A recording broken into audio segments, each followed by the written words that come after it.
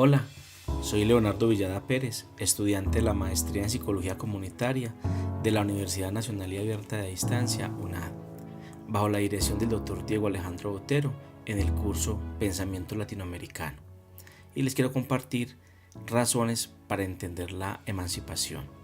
La primera razón que quiero compartir entonces es la colonización. Y comenzamos explicando que la exploración y colonización española en 1492 de América fue con diferencia la más importante entre todas las exploraciones europeas. La colonización fomentó el desarrollo de la agricultura, la minería y el comercio. También dio lugar a la fundación de nuevas ciudades, la llegada de pobladores españoles y la introducción de esclavos procedentes del África. El interés de la corona era tanto material como espiritual. En lo material fomentó la apropiación de los bienes de las comunidades indígenas y la construcción de infraestructuras como iglesias, escuelas, hospitales y hasta universidades. Y en lo espiritual fomentó a través del trabajo misionero la evangelización. Y estos misioneros fueron los que construyeron los proyectos de infraestructura. Todo ese proceso de colonización también generó problemas de seguridad, convivencia, desarraigo, sometimiento, una transmisión de enfermedades en ambas partes y un mercado basado en el trueque de pieles de animales. Y esto ocasionó una de las primeras catástrofes ecológicas del mundo moderno. A partir de todos esos momentos comenzó la llamada colonización de América.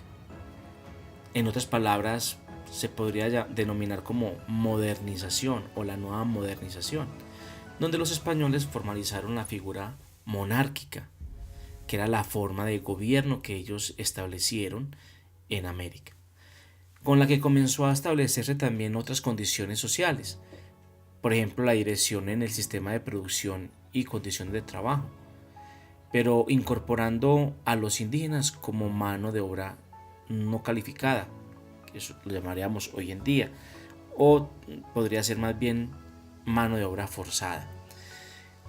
Con casi las mismas condiciones políticas e ideológicas, también como las religiosas, España condicionó y gobernó los territorios del Nuevo Mundo.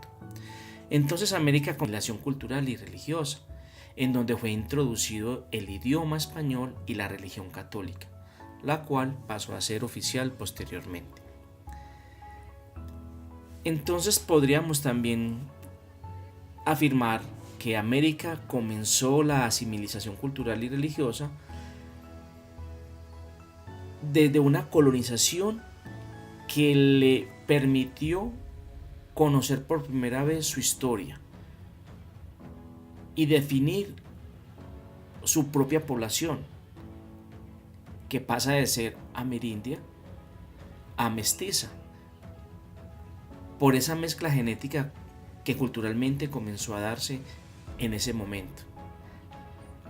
Inclusive, todo eso se dio por la convivencia de pueblos originarios de africanos y también europeos. Es decir, que ese tipo de mezcla sí comenzó a dar otra historia diferente y esa colonización comenzó a dar unos resultados de convivencia humana, tanto de los europeos como los amerindios y los africanos. Eso da pie entonces a decir que las culturas comienzan a darse entre esas mezclas también. Podríamos llamarlo como la interculturalidad, y ahí comienza la segunda razón: identidades culturales. Y la cultura es la forma como un territorio, es decir, continente, país, región, ciudad, comunidad, expresa sus costumbres, sus simbologías, convivencia, bueno, entre otras. Y América vivió una transformación cultural durante la época de la colonización, siendo las culturas europeas las que se sobrepusieron a las culturas nativas de los amerindios. La historia cuenta que La historia cuenta que los indios tenían su propia identidad cultural antes de la colonización, la cual provenía de sus ancestros. Pero, por ejemplo, tenemos un postulado de Iván Vergara y Esteves Guderman. Ellos hacen una crítica teórica a las principales interpretaciones de la identidad cultural latinoamericana, en la que se puede observar que los europeos incidieron de tal forma que provocaron cambios radicales y de perspectiva en los indios americanos. Y esto se dio a partir de las prácticas europeas a la acción de la evangelización, fomentando otras creencias, en el caso el catolicismo, por ejemplo. Por otra parte, las prácticas de gobernabilidad también fueron relevantes, pues pasaron a la forma de gobierno español. La otra práctica que generó cambios en la sociedad amerindia fue la mezcla de nativos con europeos. Anteriormente lo había explicado un poco más. Este tipo de lazos concibió otra representación de la familia, y a su vez todas estas prácticas condujeron a nuevas formas de convivencia, a tener una interacción cultural basada en la comunicación, el hábitat, la participación y el desarrollo. La suma de todos estos aspectos se ven abordados desde las experiencias negativas, dolorosas y crueles por las que tuvieron que pasar ambas culturas, a lo que hoy, desde ese referente teórico de Vergara y de Guderman, apropiaron la interculturalidad. Todos esos cambios conllevan a nuevas estructuras sociales, las que mencionaré en el siguiente tema, el cual es la tercera razón, hacia una espiritualidad de la liberación. Me ha llamado mucho la atención en todo este estudio un versículo de la Biblia en Marcos 14:7 que dice Jesús: porque a los pobres siempre los tendréis con vosotros, y cuando queráis les podréis hacer bien. Y aquí comienza un enfoque muy interesante del señor Frank Hinklemer, alemán. Y es el pensamiento filosófico sobre la realidad humana. Su perspectiva estaba ligada a la necesidad fundamental de defender la vida y dar predominio al sujeto oprimido. Esta insistencia no olvidaba las estructuras sociales, al contrario, porque demostraba cómo un sistema, es decir, cómo por ejemplo el capitalismo había eliminado al ser humano como sujeto de la historia y había reemplazado a la ley del mercado como orientación fundamental de la construcción humana. Desde la historia misma de América Latina hasta los grandes acontecimientos de Europa en sus guerras, deja ver Frank Hinklemer en su narración que la incidencia social cobra vida en tanto que contextualiza al hombre de hoy al mostrarle los cambios coyunturales que se vivió después de la Segunda Guerra Mundial y la forma como el hombre emprende un camino por encontrar una libertad espiritual, ya que la guerra había acabado con la esperanza de la vida. El ser oprimido, el sujeto vulnerable, al paso de la historia se ve sometido a los cambios del imperio global. Es en donde el sujeto lucha por ser incluido, pero su afán se queda solo en el exterminio de los actos obligados a los gobiernos que controlan el poder y someten a las poblaciones civiles a vivir en la miseria de los actos violentos, y capitalistas transnacionales que los llevan bajo los engaños a subsidios colectivos por una guerra que no entienden. Y entonces aquí da pie a que uno tenga que entender que necesitamos otra razón, y la cuarta nos permite enfocar la rebelión desde el sujeto viviente ante las estrategias de la globalización. Otro pensamiento más del señor Hinklemer.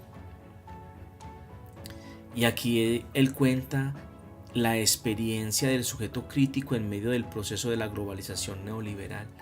Abre una ventana a la realidad humana que afrenta América Latina a lo largo de los años. Pero antes hay que detenernos un poco y dar cuenta que las emancipaciones irrumpen en la historia humana porque éstas se encuentran atravesadas por una conflictividad muy honda entre el poder instituido y el orden establecido, y el poder instituyente de los sujetos que se ven sometidos y aplastados por la institucionalidad vigente. Hinckley, en donde toma el ejemplo desde una perspectiva teológica, al querer mostrar que Dios se humanizó, envió a Jesús para poder orientar al hombre, es decir, en el mundo. Esto es que Dios instituyó la forma como el hombre debe vivir en su entorno y en su relación con el otro, pero también es claro que muestra cómo el hombre es un ser instituyente. Por ello, Hinckley concluye a continuación que se trata de un asesinato que resulta de un suicidio. Al principio me pareció muy extraña esta forma de hacer un postulado para referirse a la institucionalidad, y que por añadidura este sistema tiende a totalizarse como un mercado total, lo cual acontece hoy con la estrategia de globalización.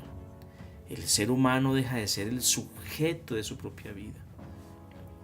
Es una cuestión que me gusta, y cuando la puedo reflexionar, podría volverlo a repetir y decir: el ser humano deja de ser el sujeto de su propia vida, y termina como un interrogante de reflexión, y se ve condenado el hombre mismo a someterse a la lógica mortífera del sistema como una religión de la cotidianidad.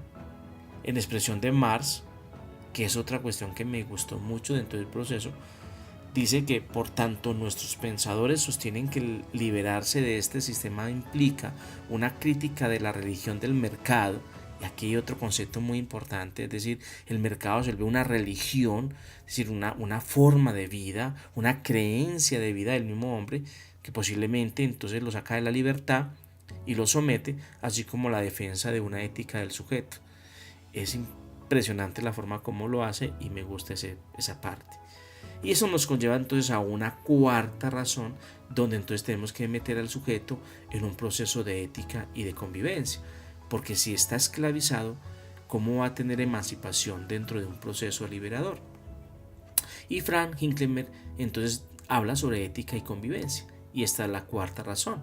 Y quiero comenzar con una frase de él que me llama mucho la atención, y dice: si hoy es tan necesario hablar sobre la capacidad humana de asegurar la convivencia entre nosotros, eso ocurre porque vivimos un periodo de permanente deterioro de esta convivencia.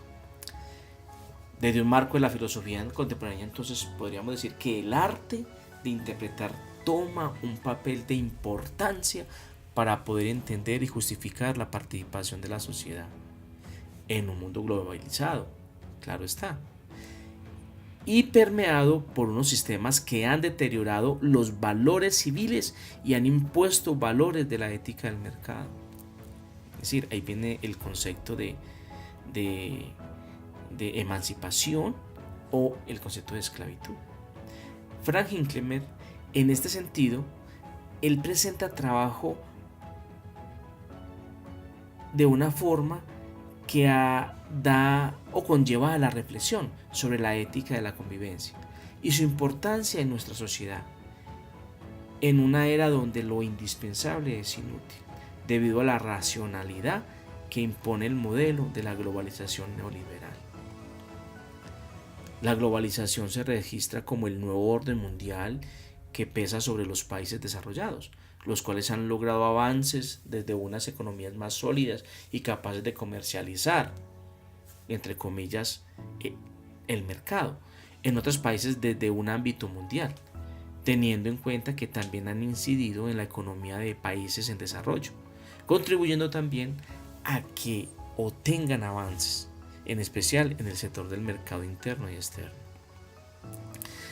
Entonces, ¿Qué se necesita para uno entender que todo este entramado de razones nos lleven realmente a una posición donde el sujeto ético y de convivencia realmente pueda avanzar y tener un grado de emancipación en su propio desarrollo, especialmente en Latinoamérica, con toda esta historia que hemos... entonces hay una quinta razón, y es la coordinación social.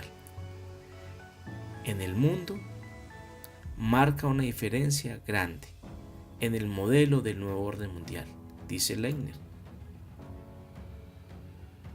Y él dice que ese modelo del nuevo orden mundial es también llamado globalización, el cual lo representan variables que de acuerdo a su contexto se interpretan y presentan una funcionalidad que le otorga a la sociedad una dinámica propia o institucionalizada por los estados, como es conocido en América Latina.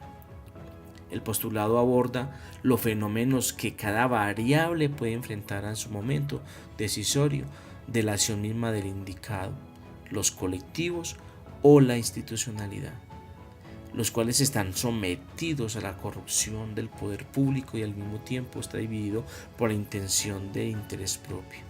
Las variables del mundo global se clasifican por su dominio y su papel en el mercado en el que se contextualizan, siendo estas la política, la social, la cultural, la económica, no me puedo olvidar la ambiental, y a partir del presente siglo surge la tecnológica, la cual entra con fuerza en un mercado libre, y lo quiero colocar entre comillas, porque es manejado, es coordinado